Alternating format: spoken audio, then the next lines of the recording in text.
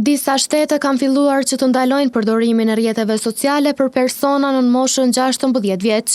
Ky vendim ka ardhur si shkak i bullizmit virtual dhe përmbajtjeve jo adekuate në rrjetet sociale. Psikologja në shkollën Mazlum Këpuska, Mirlinda Kusari, është shprehur se ndalimi i rrjeteve sociale për këto mosha është i mirëseardhur. Ndalimi i rrjeteve sociale mendoj që është shumë i mirëseardhur, sepse të rinjët mund ta keq përdorin edhe ka shumë pasoja në të ardhmen.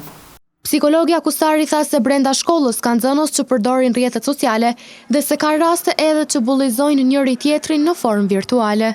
Mendoj që brenda shkollës ka shumë nxënës që përdorin rrjetet sociale dhe është shumë e dëmshme sepse ata mes veti komunikojnë, po ka raste që edhe bullizojnë një tjetrin në rrjetet sociale, domethënë është një farë bullizmi virtual që ja bëjnë një tjetrit përmes rrjeteve sociale. Sipas psikologës Kusari, disa prindër nuk janë të informuar mirë për ndikimin e rrjeteve sociale te fëmijët dhe se kontrollat duhet të jenë të shpeshta.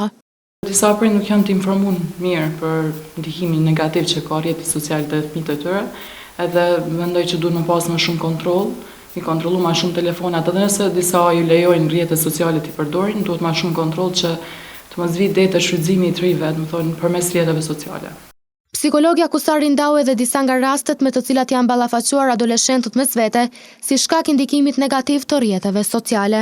Brenda shkollës për shembull ka ndodhur ndonjë rast që kanë pasur një fotografia, kanë marrë një tjetrit, kanë bërë ato stikerat që i bojnë Snapchat, më thonë i kanë bërë mundi keq njëri tjetrit, video të ndryshme që i kanë shpërndar, që i kanë inqizuar pa e ditë njëri tjetri që janë të inqizuar njëri tjetrin. Këto raste kemi pasur më shumë në shkollë. Për fund, psikologja Kusari tha se prindërit të janë më të kujdesshëm dhe të përcjellin fëmijët më shumë, mos të fajsojnë të tjerët dhe të fillojnë nga vetja dhe nga kontrollet që në këtë mënyrë fëmijët të kuptojnë se rrjetet sociale janë të rrezikshme.